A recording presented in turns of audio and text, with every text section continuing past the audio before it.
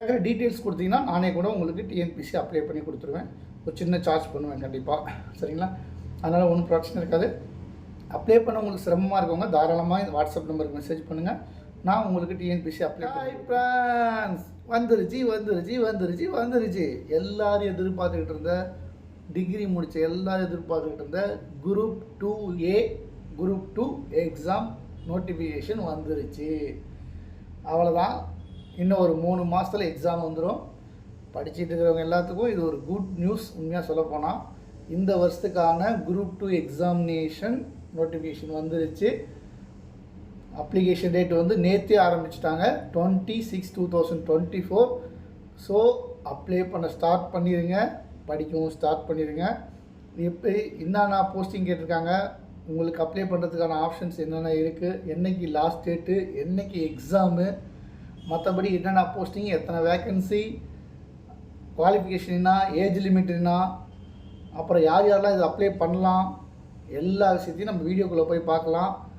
எல்லாருமே வந்துடுங்க, சந்தோஷமாக பாருங்கள், எக்ஸாமுக்கு ப்ரிப்பேர் பண்ணுங்கள். ஆல் தி பெஸ்ட்டோடு ஆரம்பிச்சிடலாம் வீடியோவை.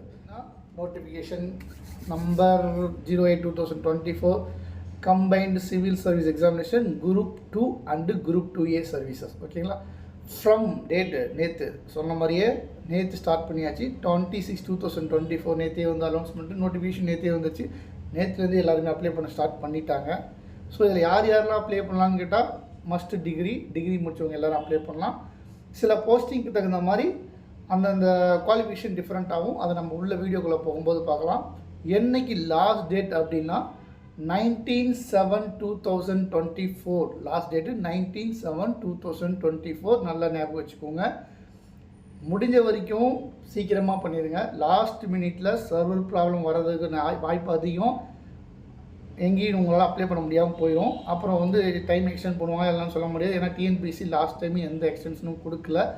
அவங்க சர்வர் ப்ராப்ளமாக இருந்தாலுமே அந்த லாஸ்ட் டேட்டில் போஸ்ட் பண்ணிட்டாங்க. ஸோ அதனால் லாஸ்ட் மினிட் யாரும் வெயிட் பண்ணிகிட்டு இருக்காதிங்க, சீக்கிரமாக அப்ளை பண்ணிடுங்க. இதில் வந்து பார்த்திங்கன்னா நமக்கு ப்ரிலிமினரி எக்ஸாம் டேட்டும் கொடுத்துட்டாங்க. ஸோ எக்ஸாம் எப்போ நடக்க போகுதுன்னா 14/9/2024. ஆக்சுவலி இப்போலேருந்து வந்து பார்த்திங்கன்னா ஒரு 3 மந்தில் எக்ஸாம் இருக்கும் உங்களுக்கு. ஸோ இப்போ நீங்கள் ஸ்டார்ட் பண்ணால் கூட ப்ரிலிமினரி எக்ஸாமினேஷன் தான் ஈஸியாக க்ளோஸ் பண்ணிடலாம். மெயின் எக்ஸாமினேஷன் அதுக்கப்புறம் டேட் அனௌன்ஸ் பண்ணுவாங்க. இப்போ டேட் அனௌன்ஸ் பண்ணல, ஓகேங்களா? அப்புறம் ஒரு விஷயம், முக்கியமான விஷயம் என்னன்னு கேட்டிங்கன்னா, இந்த time group 2 main exam computer based நடக்க போகுது. இதுதான் ஃபஸ்ட் டைம் டிஎன்பிசியில் கம்ப்யூட்டர் பேஸ்டு நடக்குது.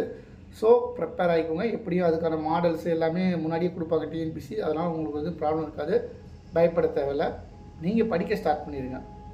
All the best. நோட்டிஃபிகேஷனுக்குள்ளே போயிடலாம். நம்ம civil service examination group 2 and group 2A services application notification. இதுதான் உங்களுக்கு இன்ஸ்ட்ரக்ஷன் பேஜ், இம்பார்ட்டன்ட் எல்லாமே கொடுத்துருப்பாங்க. இதில் வந்து பார்த்திங்கன்னா candidates rights with eligibility for examination, இதில் ஆஸ் யூஷுவல் உங்களுக்கு எல்லாமே இருக்கும். ஸோ இதுதான் நம்ம பார்க்குற மாதிரி இருக்கும். லாஸ்ட் டேட் முன்னே பார்த்த மாதிரி தான். எக்ஸாமுக்கு last date application last date 19/7/2024 night 12 மணிக்குள்ளே. ஓகேங்களா? லாஸ்ட் மினிட்டில் ட்ரை பண்ணாதீங்க, நான் என்னோடய அட்வைஸ் அதுதான். அதே போல் வந்து பார்த்திங்கன்னா அப்ளிகேஷன் கரெக்ஷனுக்கு இந்த டைம் டேட் கொடுத்துருக்காங்க. இன்கேஸ் நீங்கள் சப்மிட் கொடுத்துட்டீங்க, சப்மிட் கொடுத்ததுக்கப்புறம் ஏதோ ஒரு இது ஒன்று மார்க் ஷீட் நம்பர்ஸோ அல்லது வந்து ஏதாவது ஒரு மிஸ்டேக் பண்ணிட்டீங்க, அட்ரஸில், ஃபோன் நம்பர் மேக்ஸிமம் எடிட்டபுளாக இருக்கும். எல்லாமே ப்ரொஃபைல் எடிட் பண்ணிக்கலாம். இந்த மாதிரி ஏதாவது சின்ன எடிட் பண்ணணும் அப்படின்னாலும் பயப்பட தேவையில்லை. ஏன்னா டிஎன்பிசி நான் நிறையா பேருக்கு அப்ளை பண்ணி கொடுத்துருவேன். அப்ளை பண்ணும்போது அவங்க ஒரு ஸ்டேட்மெண்ட் கொடுத்துருவாங்க. பட் அப்ளை பண்ணதுக்கப்புறம் வீட்டுக்கு போய் ஓரளவுக்கு அனலைஸ் பண்ணி பார்க்கும்போது இல்லை அது தப்புன்னு தெரிஞ்சிடும். அப்புறமா வந்து என்கிட்ட புலம்பிகிட்டே இருப்பாங்க, என்ன பண்ண போகிறோன்னு. எக்ஸாம் எழுதுகிறாங்களோ இல்லையோ, இந்த ஃபீவரே அவங்களுக்கு வந்து பார்த்திங்கன்னா அப்ளிகேஷன் ஃபீவரே அவங்களுக்கு ஸ்டார்ட் ஆகி எக்ஸாமுக்கு ஒரு மாதிரி ஆகிடுவாங்க. ஸோ அந்த ப்ராப்ளம் இந்த டைம் இருக்காது. ஏன்னு கேட்டிங்கன்னா உங்களுக்கு வந்து பார்த்திங்கன்னா கரெக்ஷனுக்கு கிட்டத்தட்ட வந்து பார்த்திங்கன்னா 24th to 26 3 days டைம் கொடுக்குறாங்க உங்கள் டிஎன்பிசி அப்ளிகேஷனை கரெக்ட் பண்ணுறதுக்கு. வெறும் கரெக்ஷன் மட்டுமே 3 days டைம் கொடுக்குறாங்க. மேக்ஸிமம் அப்ளிகேஷன் ஃபில் பண்ணும்போதே கரெக்ஷன் எல்லாம் ஃபில் பண்ணிக்கோங்க.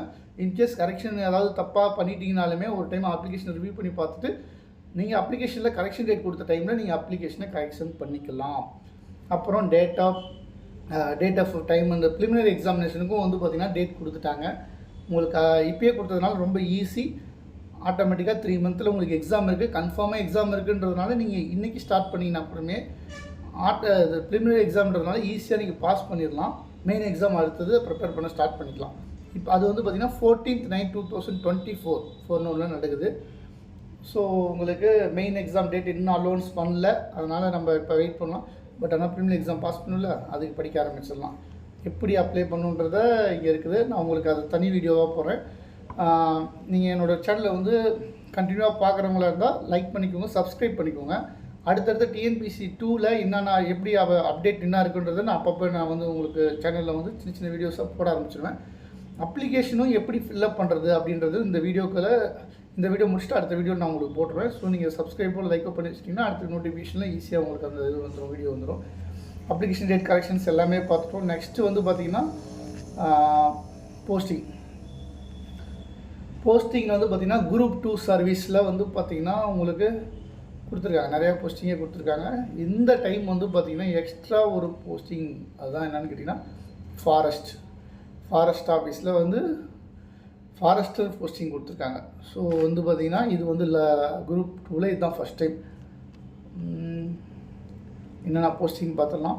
Assistant inspector, deputy commercial tax officer, அப்புறம் வந்து பார்த்திங்கன்னா junior employment officer, non differently abled and profession officer, sub register grade 2, special assistant, special branch assistant, அது எல்லாமே இதில் இருக்க எல்லாமே கொடுத்துருக்காங்க. ஸோ நீங்கள் இதில் பார்த்துக்கலாம்.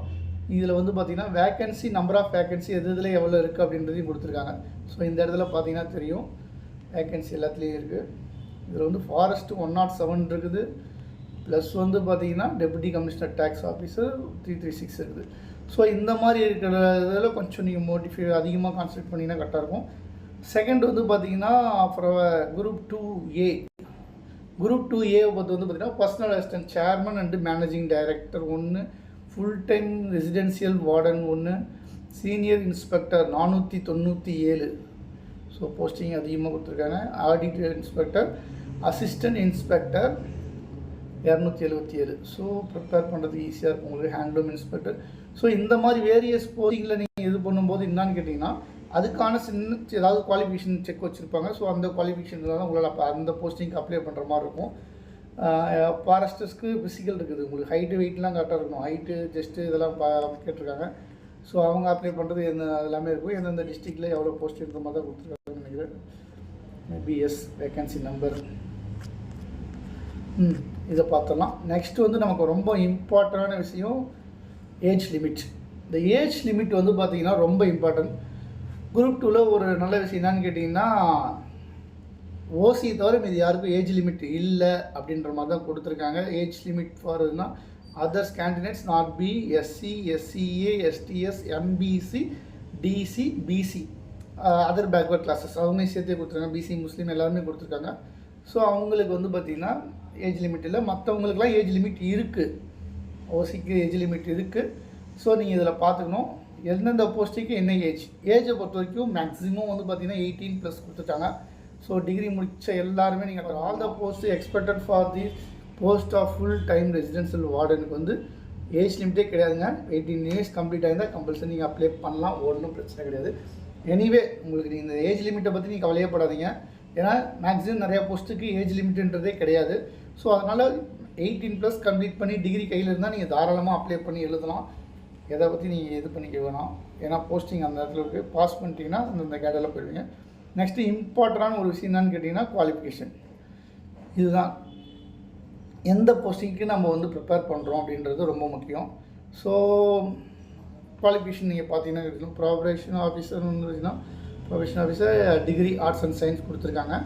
அண்டு கண்டிஷன்ஸ் கொடுத்துருக்காங்க பாருங்கள். அதர் தென் த ஈக்குவல் பர்ஃபார்மன்ஸ் கேண்டிடேட் பாருங்க. ஃபஸ்ட்டு இம்பார்ட்டன்ட் யாருக்கு கொடுப்பாங்கன்னு பாருங்கள். பிஏ, பிஎஸ்சி, பிகாம் இவங்க கம்பல்சரி இவங்க தான் அப்ளை பண்ண முடியும். இவங்க கொடுத்துட்டாங்க. பட் ஆனால் அடுத்தது ஃபஸ்ட்டு யாருக்கு கொடுக்குறாங்கன்னு பார்த்தீங்கன்னா candidates who hold the degree both in commerce and law. அந்த மாதிரி எந்தெந்த நிறைய அவங்களே வந்து ப்ரிஃபரன்ஸ் கொடுத்துருக்காங்க. ஸோ அவங்க இருக்கவங்களுக்கு கொஞ்சம் இப்போ 2 பேர் இதெல்லாம் எப்படின்னு கேட்டிங்கன்னா 2 பேர் ஒரே மார்க்கோடு இருக்காங்கன்னா இந்த கேண்டிடேட்டில் யார் ஃபஸ்ட் இருக்காங்களோ அவங்களுக்கு தான் வந்து போஸ்டிங் கொடுப்பாங்க. ஸோ அதனால தான் அந்த இது அதே தான் சேம் எந்தெந்த இதுக்கு எந்தெந்த இது குவாலிஃபிகேஷன் அப்படின்றது இருக்குது. இதில் பார்த்துக்கோங்க. ஓகே. மேக்ஸிமம் டிகிரி முடிச்ச எல்லாருமே அப்ளை பண்ணலாங்க. அதுக்கப்புறம் நீங்கள் வந்து எதில் வந்து நீங்கள் இந்த இம்பார்ட்டன்ட் இந்த ஸ்பெசிஃபிக்காக ஃபஸ்ட்டு செகண்டுன்னு வர போகிறீங்கன்னா பாஸ் பண்ணிவிட்டு அதுக்கப்புறம் ஒரே மார்க்கில் இருக்கும்போது தான் உங்களுக்கு வந்து இம்பார்ட்டன்ஸ் கொடுப்பாங்க. ஸோ முடிஞ்ச வரைக்கும் டிகிரி முடித்தவங்க எல்லாருமே அப்ளை ஆஃபீஸ்க்கு வந்து பார்த்தீங்கன்னா நான் சொன்னேன் இல்லைங்களா, ஹைட்டு ஜஸ்ட்டு கொடுத்துருக்காங்க. மேலுக்கு வந்து பார்த்தீங்கன்னா 163 எலிஜிபிள். 160 இருந்தால் நீங்கள் ஃபாரஸ்ட் ஆஃபீஸு அப்ளை பண்ணலாம். 79 நார்மல் செஸ்ட்டு, எக்ஸ்பென்ஷன் வந்து 5 இது எப்பயுமே இருக்கணும். ஃபீமேல் தேர்ட் ஜெண்டருக்கு வந்து 150 ஹைட் கேட்டிருக்காங்க. ஸோ இவங்களாம் ஃபாரஸ்டருக்கு எலிஜிபிள். நீங்கள் எக்ஸாம் அப்ளை பண்ணுறதுக்கு முன்னாடி முக்கியமாக தெரிஞ்சுக்க வேண்டியது எக்ஸாமுக்கு என்ன வரும் அப்படின்றது தான். ப்ரிலிமினரி எக்ஸாமை பொறுத்த வரைக்கும் வந்து பார்த்திங்கன்னா சிங்கிள் பேப்பர் தான். குரூப் 2 அண்ட் குரூப் 2A ரெண்டுக்குமே சேர்த்து ஒரே பேப்பர் தான் வைக்கிறாங்க. ஸோ இதில் வந்து பார்த்திங்கன்னா ஜென்ரல் ஸ்டடீஸ் டிகிரி லெவலில் இருக்குமா, கொஷின்ஸ் எல்லாமே டிகிரி லெவலில் இருக்கும். ஸோ இதில் வந்து பார்த்திங்கன்னா 75 கொஷின்ஸ் கேட்பாங்க உங்களுக்கு. ஜென்ரல் ஸ்டடீஸில் 75 கொஷின்ஸு டிகிரி லெவலில் கேட்பாங்க. ஆப்டிடியூட் அண்ட் மென்டல் அபிலிட்டியில் வந்து பார்த்திங்கன்னா 25 கொஷின்ஸு எஸ்எஸ்எல்சி லெவலில் இருக்கும் உங்களுக்கு. ஓகேங்களா. அடுத்தது வந்து பார்த்திங்கன்னா லாங்குவேஜ். நம்ம அப்ளிகேஷன் ஃபில்அப் பண்ணும்போது நம்ம லாங்குவேஜ் செலக்ட் பண்ணுவோம், இங்கிலீஷ்லையா தமிழ்லையான்னு சொல்லிட்டு. ஸோ நம்ம என்ன லாங்குவேஜ் செலக்ட் பண்ணுறோமோ அந்த லாங்குவேஜ் வந்து எஸ்எஸ்எல்சி லெவலில் 100 மார்க்ஸ்க்கு கொஸ்டின்ஸ் இருக்கும் லாங்குவேஜை பொறுத்த வரைக்கும். ஸோ டோட்டலாக 300 மார்க்ஸ் இருக்கும். இது வந்து பார்த்திங்கன்னா முழுக்க OMR சீட்டில் தான் எக்ஸாம் இருக்கும். ஒன்லி சேடிங் தான் நீங்கள் பண்ணுங்கள். OMR சீட் எல்லாத்துக்கும் தெரிஞ்சது தான். ஸோ அதனால் OMR ஷீட்டில் தான் நீங்கள் வந்து இந்த இது எக்ஸாம் எழுத போகிறீங்க. இது வந்து ரொம்ப ஏன்னா கம்ப்யூட்டர் பேஸ்டுன்னு சொன்னமே, திடீர்னு OMR பேஸ்னா ப்ரிலிமினரி எக்ஸாமை பொறுத்த வரைக்கும் கம்ப்யூட்டர் பேஸ்டு இல்லை, OMR சீட்டில் தான் நம்ம எழுதுகிறோம். ஓகேங்களா.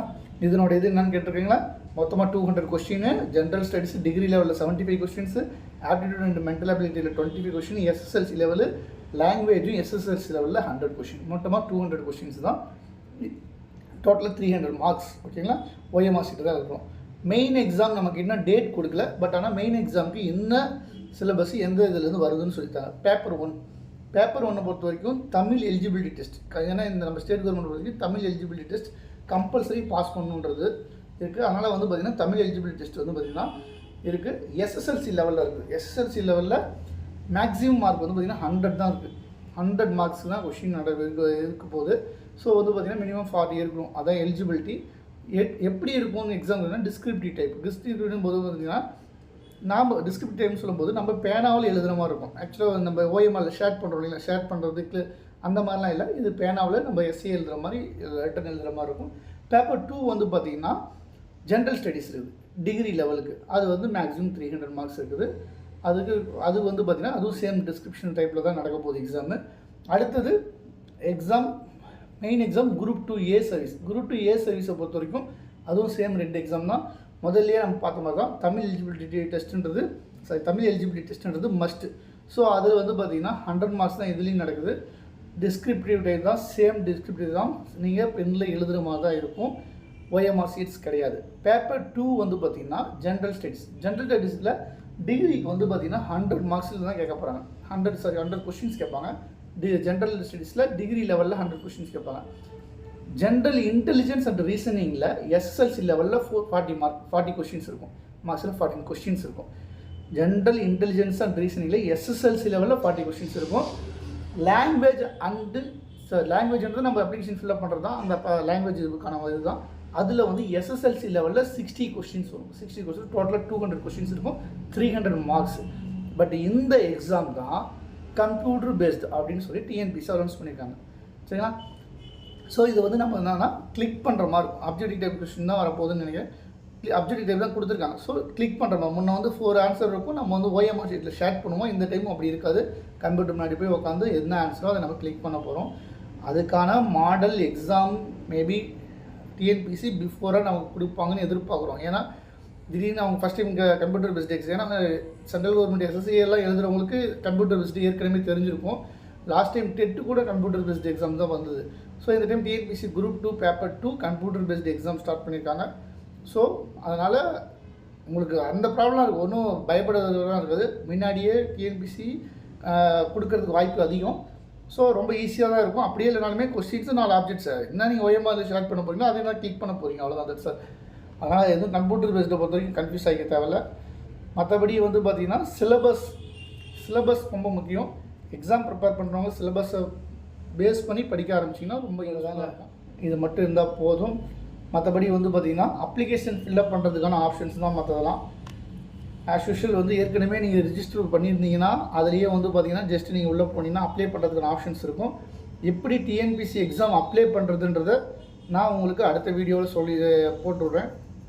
அடுத்த வீடியோவில் நான் உங்களுக்கு வந்து டிஎன்பிசி எப்படி அப்ளை பண்ணுறது அப்படின்ற வீடியோவை இண்டிவிஜுவலாக ஒவ்வொரு இதையுமே வச்சு பண்ணி உங்களுக்கு எந்தெந்த ஃபீல்டு எப்படி ஃபில்அப் பண்ணுன்றது எல்லாமே நான் உங்களுக்கு வீடியோவாக போடுறேன். நீங்கள் வந்து சேனலை சப்ஸ்கிரைப் பண்ணிக்கோங்க, லைக் பண்ணிக்கோங்க. லைக் பண்ணலாம் பரவாயில்ல, சப்ஸ்கிரைப் பண்ணிக்கோங்க. அடுத்த வீடியோ உங்களுக்கு வரும் கண்டிப்பாக. அதில் வந்து எப்படி அப்ளிகேஷன் ஃபில்அப் பண்ணுறது அப்படின்ற டீட்டெயில் எல்லாமே நான் உங்களுக்கு இது பண்ணுறேன். நம்மளது வந்து பார்த்திங்கன்னா சென்னையில் நம்மளது எம்ஜிஆர் நகரில் நம்ம கடை இருக்குது. ஸோ நான் வந்து டிஎன்பிசி எக்ஸாமுக்கு கிட்டத்தட்ட கடைசி 5 வருஷமாக எல்லாத்துக்குமே வந்து பார்த்திங்கன்னா அப்ளை பண்ணி கொடுத்துட்டு வரேன்.